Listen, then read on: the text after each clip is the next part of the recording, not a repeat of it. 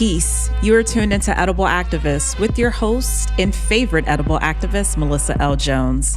On this show, we honor Black people and their stories in food and agriculture, celebrating legacy, traditions, contributions, and creativity that all stem from the land. So tune in and let's get started.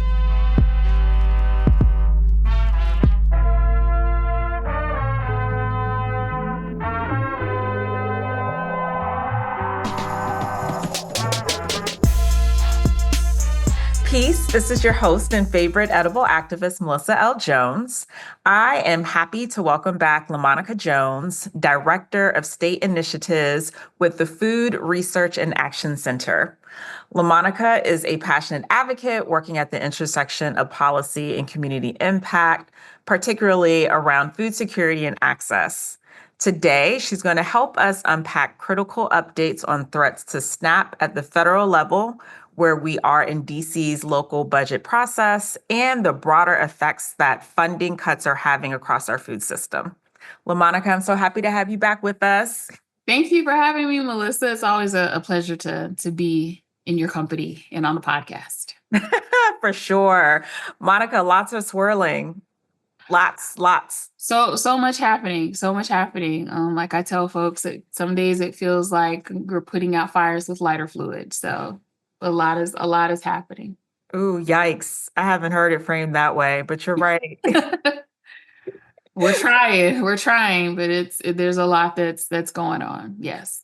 I always appreciate your voice in this space and lending your voice and giving us critical updates around what's happening within our food system in DC specifically, and Maryland. I know you represent both sides, and so for today's episode, we want to focus on some critical updates. LaMonika is going to give us a rundown. At this point, Monica is a returning guest to give us a rundown of what's happening. We're going to focus on SNAP, as I just mentioned, and things that are happening at the federal level.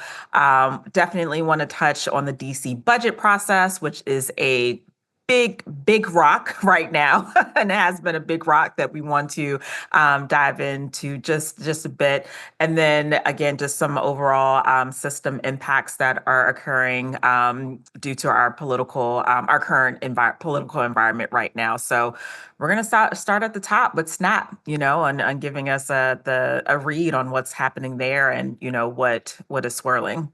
Yeah. So, there's so much happening with just a lot of our public benefits programs. We are currently in the process of, at the federal level, Congress is back from recess today and is currently in the process of trying to finalize the budget reconciliation process. So for those that may or may not have a very kind of in-tuned or detailed understanding of the process that we're in. The Congress is tasked currently right now with finalizing our budget for the upcoming fiscal year.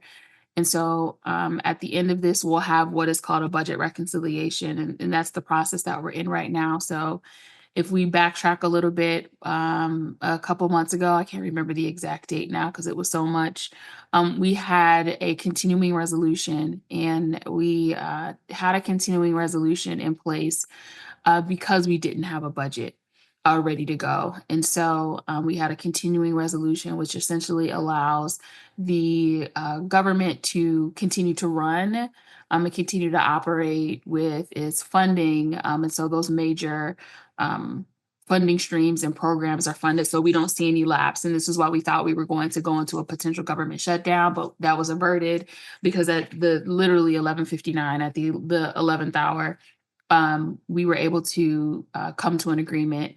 Congress, not me, but Congress was able to come to an agreement, and we had a continuing resolution which allowed the government to continue to be funded. So now we're in this budget reconciliation space, and prior to recess, the Congress agreed on a budget blueprint. And so what this blueprint says essentially is these are the areas that we agree where there need to be some necessary cuts, and areas that will fund and It's not saying that this is agreed on, that this is what the cuts will look like, but this is the blueprint or this is the framework that we'll use to determine what cuts will look like, what funding will look like in these different areas amongst these different committees, so on and so forth. So one of the biggest areas that we are concerned about, two of the biggest areas that we are concerned about is SNAP and Medicaid. I'm not a Medicaid expert, but one of the other area that we're most concerned of is SNAP. And we're looking at a potential for $230 billion being cut from SNAP across the nation. So what does that mean? Currently SNAP is about $6 a day per person per household. They're looking at measures that would decrease that to a little over $4. So back in 2020, as we were in the midst of the pandemic, the Thrifty Food Plan, which determines how much a SNAP client will receive, that was adjusted and it was increased from about, I believe it was $17 and it got bumped up to $23. And so now there are conversations amongst folks in Congress to decrease that back down to about, like I said, over $4 a day, but also to shift costs onto states. So where SNAP is 100% funded at the federal level, with the exception of any local supplement. So DC, for example, has a local supplement amount, which means that anything above the $23 that a SNAP client receives comes from local DC dollars. So for a SNAP client in DC, they're receiving a minimum of $30. 23 is from the federal government. The other 7 comes from local DC dollars. Well, Congress is negotiating and having conversations on proposing states take over a portion of that. And so what that would look like, for example, in DC Fiscal Policy Institute put together a really good blog that we partnered with them on that kind of breaks down what this would mean.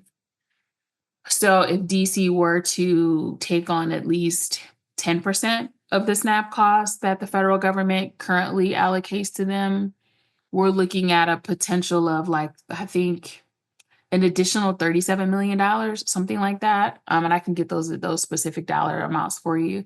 That's an additional $37 million that DC would have to figure out where are we going to get this from. That's in addition to every other area that needs to be funded, in addition to the local supplement that we have for our SNAP clients. That's a burden that states can't take on. Absolutely, states cannot take that on.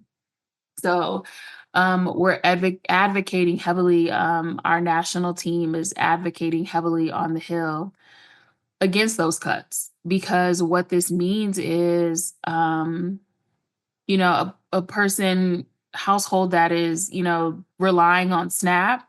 I can't afford. I can barely afford SNAP now with the rising cost of food.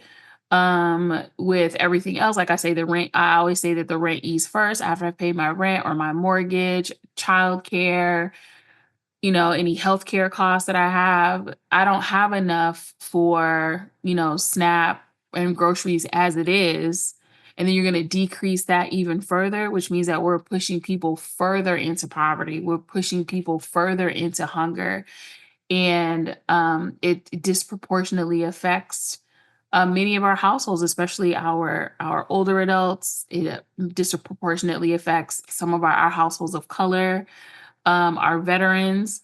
And so it is definitely not something that we want to see go forth. And when you couple that with the issues with Medicaid and the decrease in federal funding for states for a Medicaid potential, this is all possibilities that they're weighing out. If states were to take on more um, costs for Medicaid, that means less households that would be eligible. That could impact many of our older adults who are receiving Medicaid. This would impact the number of students that reside in Medicaid households that are receiving school meals for free. And so it just has a detrimental effect on our household and penalizes individuals that are experiencing food insecurity, that are um, in households that are low income.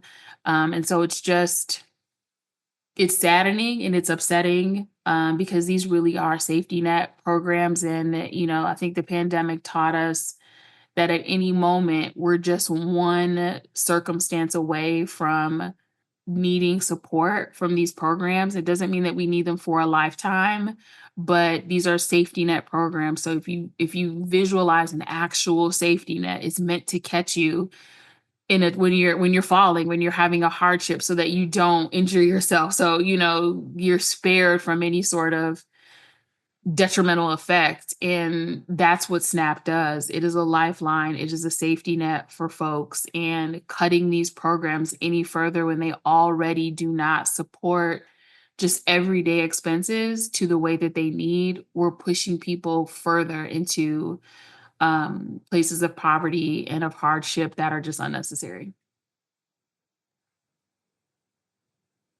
That is so much to you unpacked so much, and I'm still processing because in my mind, I'm asking the question that I think a lot of folks are asking, what is worst case scenario? What will this environment look like in the next, 3 to 6 months?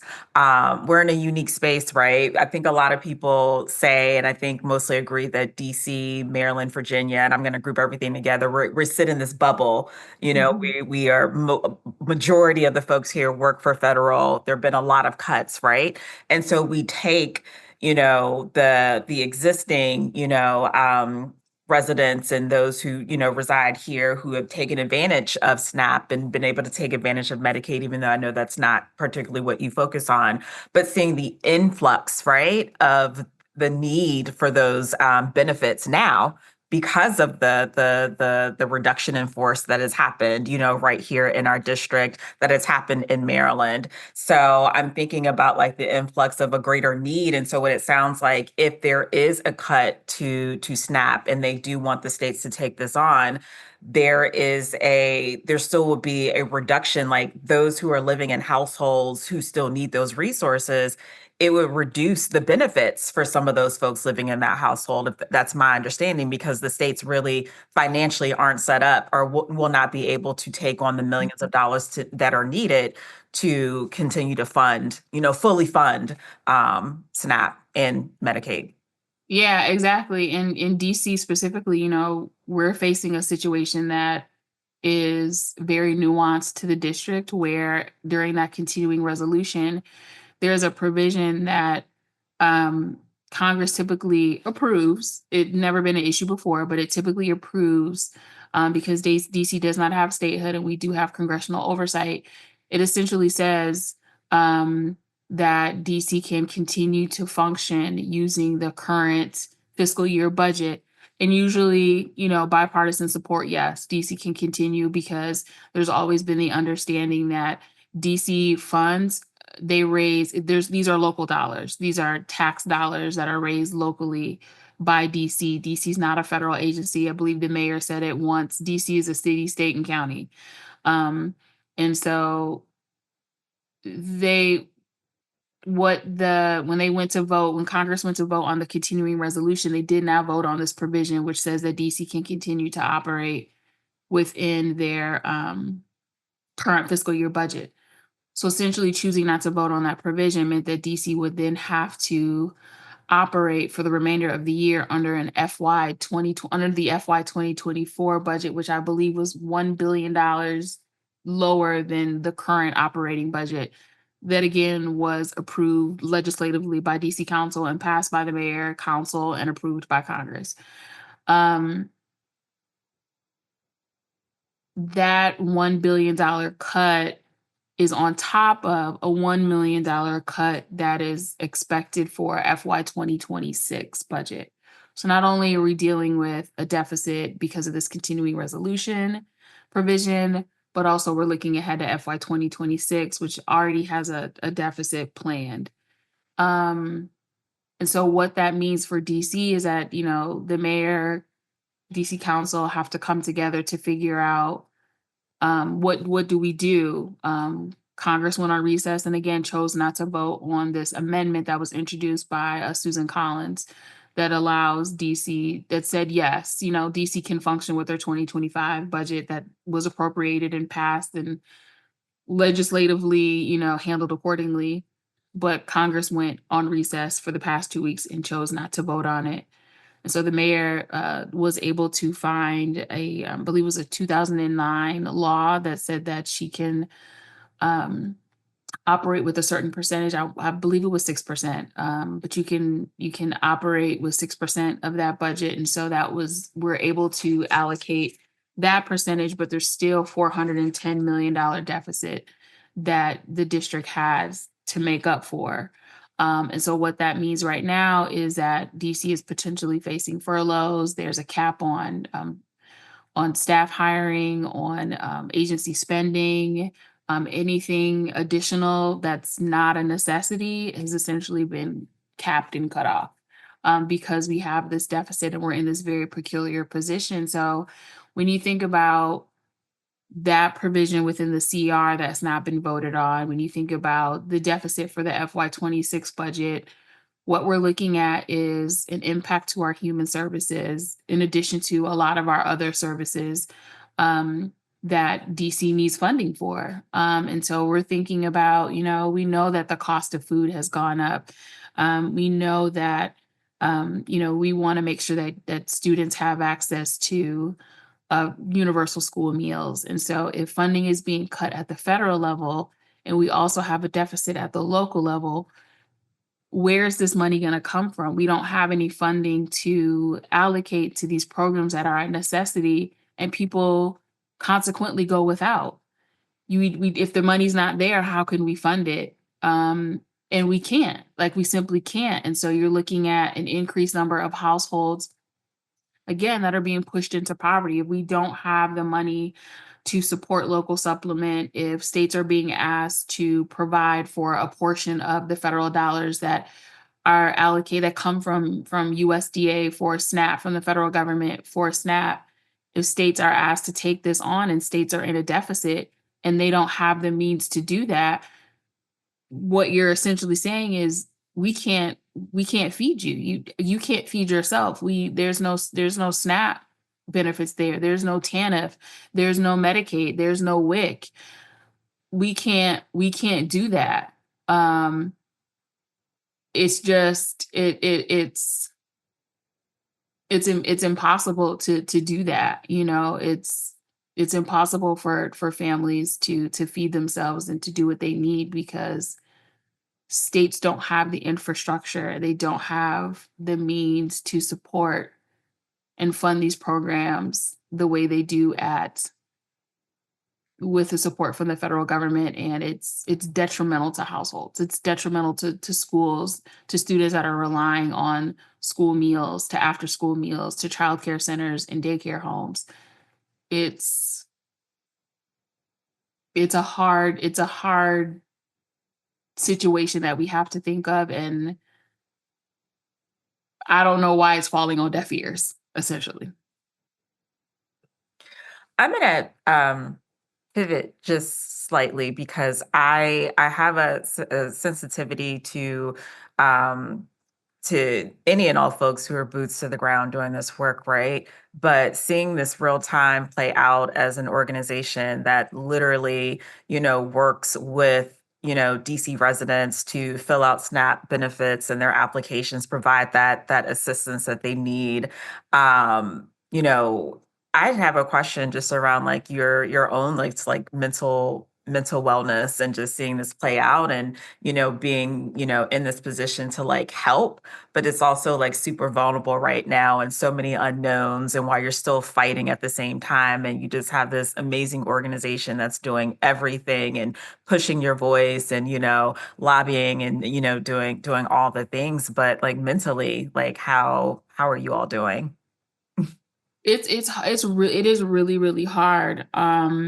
It's not easy, because I've had friends, and I think about, how will I be impacted, just me personally.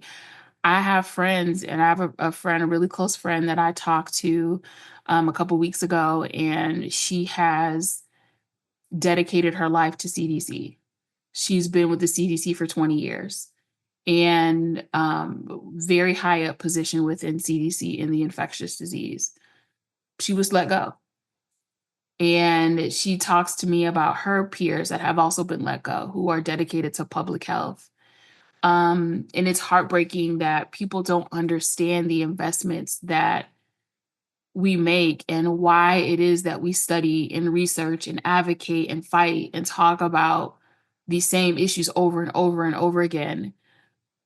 A really, really long time ago, before I had even come to DC and Maryland, when I was living in Atlanta, I was teaching high school at the time, and I was working with students who um, were lived in households that were below the poverty line, but the school that they were zoned to go to was a very wealthy school in Atlanta. And so my students knew their circumstances. Their friends probably knew, but they didn't really care. It's like, we're friends, it doesn't really matter to us. But I remember when I had first met my students and I had first was trying to figure out, why is it that this is so important to you? Why is it that, teaching high school students and what I was teaching had nothing to do with their income. That was just the demographic, but it had nothing to do with it.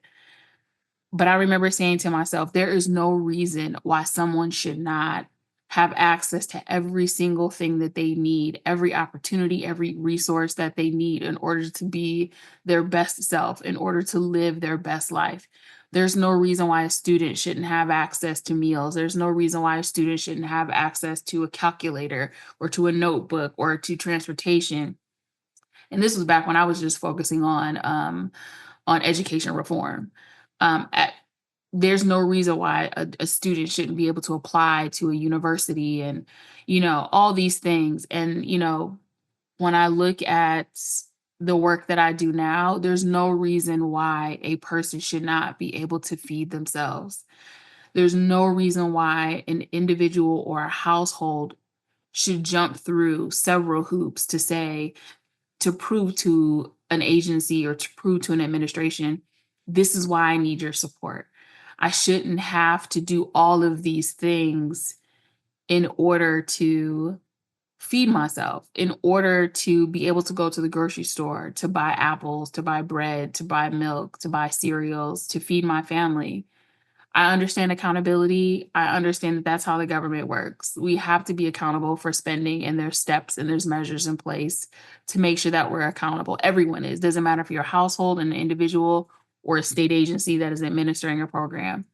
Everyone has to be held accountable. And so you have to do the things to make sure that you are held accountable. I don't disagree with that. But the way in which that people are required to be accountable is challenging, especially when I'm a household and I work and I do all the things and I still can't afford to feed my family. We're talking about food. Food is a basic human right. Everyone, the first thing you do in the morning is you eat. You should be able to go into your kitchen, go to your school, whatever, and grab what you need to feed yourself. Students can't think. They can't, students are required to take tests. We're in the middle of final exams as universities and colleges get ready to, end their semester. They should be able to walk into a cafeteria. I should be able to walk into a school. A teacher should be able to walk into a school. I shouldn't have to say, this is why I deserve some support. And these are all the things that I have to do for X amount of dollars so that I can feed my family, so that I can make sure that my infant has this, so that I can make sure that as an older adult who served this country, so that I can feed myself after I've paid my medical expenses, after I've paid, my rent and my mortgage.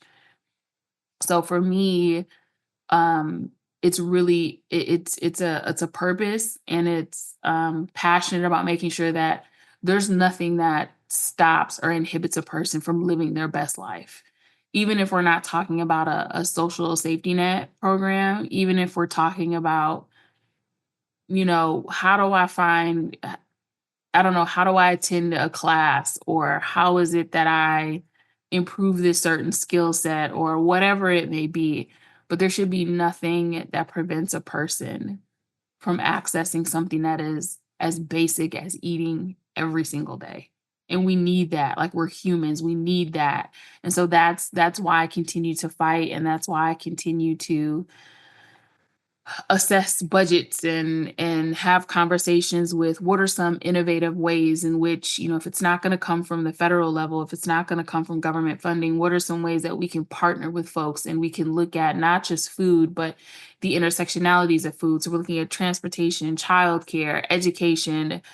We're looking at all these things. What are some ways that we can pool our big brains and big resources together so that we can make this happen for the least of these?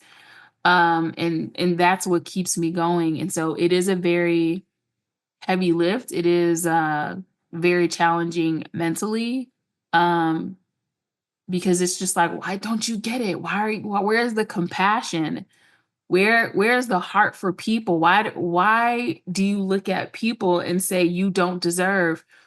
Who are you to say someone does not deserve? You know what I mean? We're all living, breathing, existing here. We all deserve to have access to these things.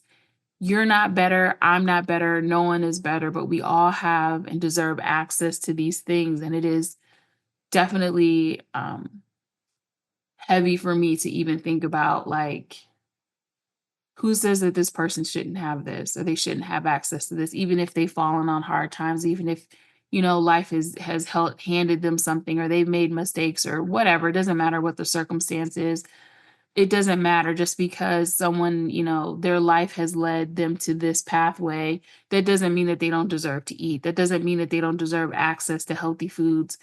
It does that's not it. Everyone deserves access to food. Everyone deserves access to healthy, nutritious food that's necessary, that's culturally relevant for their lifestyle. Everyone deserves access. So that's kind of what continues to get me going. But it is something that I have to do do take a step back. Have had to do so more often this year than I've done before, and being very mindful and intentional about breaks and vacations and time off and time away. And I tell my staff, this is a lot. If you need to step away and go for a walk or do something different, you don't ever have to ask me. Just do what you need to do. Always take care of yourself. And so it's hard being a leader because you're so in the weeds and you just want to keep the work going and you want to keep pushing. And sometimes as a leader, you by nature can take on more than most. But I have to be very intentional in this season, in this year, during this period, that if I don't take care of myself, um, I can't take care of anyone else. But that in the midst of chaos, if I don't take care of myself, I'm only going to push myself into a moment of chaos, and I can't have that. We need LaMonika to take care of herself because we need you, LaMonika.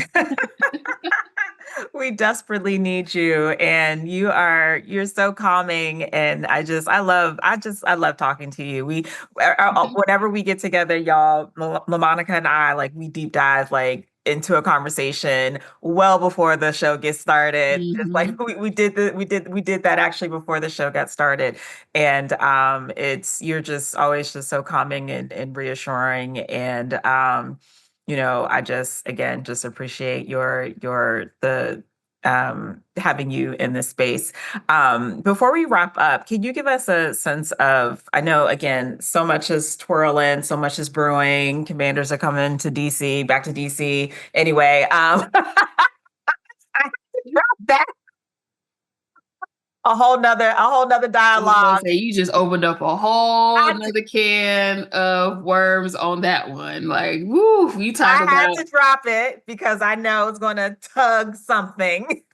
it tugging a whole lot, a whole lot. Yeah, A yeah, lot is yeah. brewing around that, y'all. And it has nothing to do with the Commanders actually playing. It's nothing to do with them Exactly. actually playing. Absolutely. On the spot. Can you give us a sense of timeline on what to expect regarding the budget? We don't know. We don't know. Honestly, and I haven't checked in, like it really is moment by moment. I've talked to some folks within, I've checked in with folks in the council's office and say, do we have any idea? And no one really knows. Um, what I have heard is that, folks do want to make sure that we stay on schedule because by now we would have had the budget. We would have had the budget probably in traditional times, the beginning of March, we would have had the budget, but we knew it was going to be a little bit delayed this year. But we expected the budget to come out April 9th. And so no longer now, not only are we in a month, trying a traditional month delay, now we're going on 2 months. And so, but we don't have a definitive timeline because, even after we've done testimonies on the budget. The mayor has dropped her budget, and she's discussed it. And we've had all the budget testimonies with council committees, and there's been, committee markups and so on and so forth. The budget still has to be approved and voted on by council. It still has to go to Congress for approval so that we have this budget ready to go before out in August. And so, we're behind the times, but we don't know. So it really is a day by day, moment by moment, but we're working together as advocates so that, we're preparing and we know um, what we are advocating for. If you all want a hint, we work alongside at DC Hunger Solutions with Fair Budget Coalition, and we've dropped our budget platform. And so there's kind of an insight into what we as a coalition are advocating for, but there's other spaces that DC Hunger Solutions is involved in that we're just waiting. And so, we're waiting for the mayor to release her budget so that we can kind of see what cuts look like, so on and so forth. So when that budget is released, I anticipate the testimony schedule will be released, if not simultaneously, a few days afterwards, so that we're ready and we're prepared to go so that we can get through this. I've heard that the desire is to still get the budget approved by June 30th. So the council still has a summer vacation because council has been working incredibly hard. So that they still have an opportunity to have a summer vacation themselves and take their summer recess. But we really don't know. We really don't know when the mayor is going to drop her budget. A wait and see, it seems like. It With the really test is. with the testimonial schedule, is that inclusive of any public input?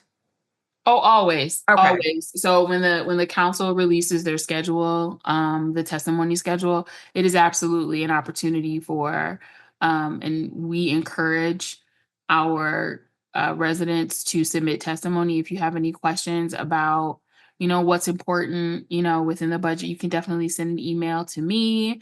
You can reach out to any one of my staff. I can connect you to other folks. Some of our other partners are advocating for funding in different areas. So it's not just food, but we also have transportation, we also have education, community safety, just all these different areas. But if you have any questions, folks can definitely reach out to me and I can kind of point them if it's not food based, but 1000% yes, this is a space where we need residents to get active. We need them to show up to testify.